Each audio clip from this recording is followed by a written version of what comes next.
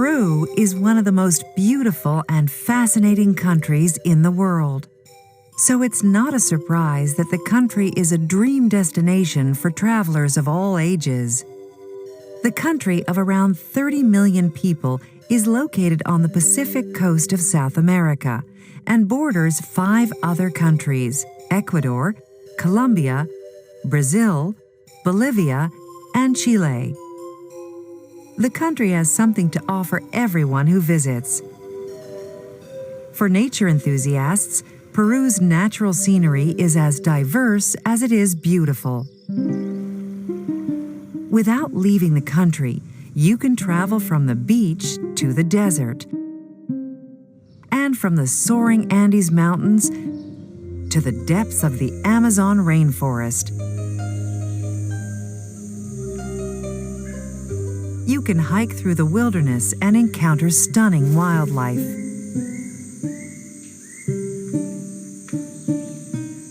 And it's not just the natural environment that is extraordinary in Peru.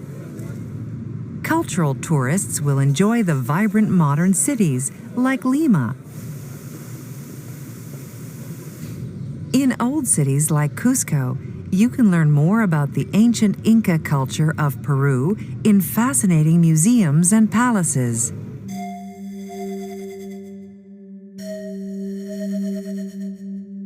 And there's the chance to buy Peruvian handicrafts and art at one of the many markets.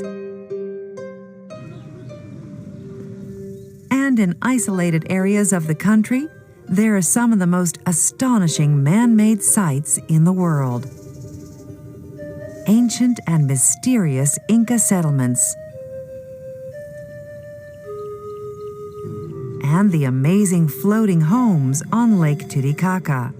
But there's one place in Peru that has become the ultimate destination for adventurous travelers from around the world. It's a place that has been voted one of the 7 wonders of the modern world and is an iconic symbol of Peru, with nearly 1 million visitors every year. It's Machu Picchu, the lost city of the Incas. Machu Picchu is located 7,970 feet, 2,430 meters above sea level in the mountains, about 50 miles, 80 kilometers from the ancient Inca capital of Cusco. In July 2011, Machu Picchu celebrated the 100th anniversary of its rediscovery by American explorer Hiram Bingham, who worked at Yale University. While Bingham's discovery brought the hidden site to the attention of the world, the mysterious origins of Machu Picchu stretch much further back into history.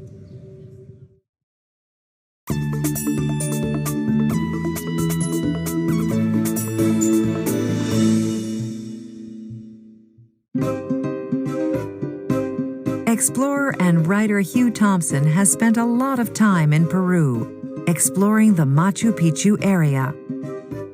I first went to Peru almost 30 years ago, and I went because someone told me that there was a ruin near Machu Picchu which had been found once and then lost. And it was such a strange story, this idea of a mislaid ruin, that I thought I'd go and try and find it again with a group of friends. So I went off on my first expedition. I think one of the most extraordinary things about Machu Picchu, which is the greatest of all the Inca sites or ruins, is that we have only known about it for 100 years, which seems extraordinary if you think how important it is. If you compare that to the pyramids in Egypt or the other great ruins of the ancient world, it's incredible that Machu Picchu should have been lost, so to speak, for so long. Machu Picchu was described by Hiram Bingham as the lost city of the Incas, and we still know very little about this amazing place. We don't know exactly when Machu Picchu was built, because of course there's no written record, but we think around 1450 to 1470, some 50 years or so before the Spanish arrived in 1532. And then There's no record at all of Machu Picchu until 1911, when the American explorer Hiram Bingham discovered it. So what exactly was Machu Picchu? Was it really a city built in the mountains? We think that Machu Picchu was built as a winter estate for the Inca emperor, Pachacuti, and his court, so that they could escape from the winter cold of Cusco, their capital, which is much higher than Machu Picchu, and come down to the warmer climate for a few months in winter. Seeing the ruins today, it's almost impossible to imagine how it was lost for hundreds of years. But there's an unusual explanation. So with Machu Picchu, we think that when the emperor who built it, Pachacuti, died, it was then owned, so to speak, by his mummified body, and the next emperor had to build a different palace somewhere else. So Machu Picchu was forgotten, if you like, and lost. So how did Hiram Bingham rediscover Machu Picchu? Hiram Bingham was not an archaeologist himself. His great speciality was Spanish. He spoke Spanish well, and he used his knowledge of Peruvian books and Peruvian histories to give him clues as to where he might find Inca ruins. He started off down this valley from Cusco, down a road that had only just been opened, so most people hadn't travelled that way before, and he was very lucky. He was lucky because he bumped into a local farmer who said, "If you go up that hill, senor, you will see some very interesting ruins." In this case, it was a very steep hill that Bingham had to climb with the farmer to have a look. None of the rest of his expedition believed the farmer or went with him, so Bingham went up on his own and discovered Machu Picchu. Bingham returned to the site the following year. He explored the area and took many photos that were published in newspapers and magazines around the world.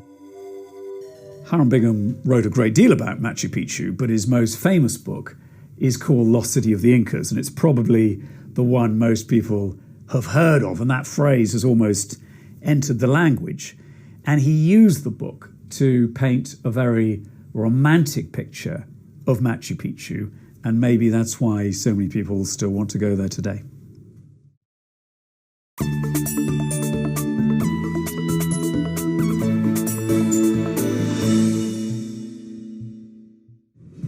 For many tourists today, the journey to Machu Picchu is almost as important as being at the palace. If you want to visit Machu Picchu today, you can either go the easy way, which is to take a train and then a bus up to the ruins, or you can do what the Incas themselves would have done, which is to take the Inca Trail. The Inca Trail is a route the Incas built themselves to travel from Cusco to Machu Picchu. The amazing high-altitude track takes 4 or 5 days for the modern visitor to walk. Walkers need to be well prepared for the journey, or they can get into trouble. Because they are walking through forests and along narrow paths at high altitudes, the Inca Trail is not for the faint-hearted or unfit, and walkers need to plan their journey well in advance. The Peruvian authorities have restricted numbers on the Inca Trail to conserve it, so only about 500 people a day are allowed to be on the trail. It is a difficult route. You have to cross mountain passes of over 15,000 feet, so many suffer from altitude sickness, and it's physically extremely demanding. There's a great deal of up and down. So what advice would Hugh give tourists? The advice I'd give anyone who's considering walking the Inca Trail is that obviously you need to be fit. It's a tough route, but also you need to acclimatize to the altitude. You need to get used to the altitude for quite a few days before you begin the trail itself. The good news about doing the Inca Trail is that you usually have porters who are carrying all the heavy stuff for you, so that you yourself might just be carrying a small day pack. And you'll have a camp in the evening. It's often very comfortable and often very, very good food. While Machu Picchu is an amazing place to visit, for Peruvians, it is much more than a tourist attraction. It's an icon, a symbol of their national identity, and provides a very clear link to their incredible Inca heritage. I think one of the reasons that so many people want to visit Machu Picchu, I mean, along with the pyramids, it's one of those must-see destinations, is that Machu Picchu, you feel when you go there that you're touching a completely different culture, a different way of thinking, a different way of life, one that's still quite mysterious, of course, and one that we don't fully understand.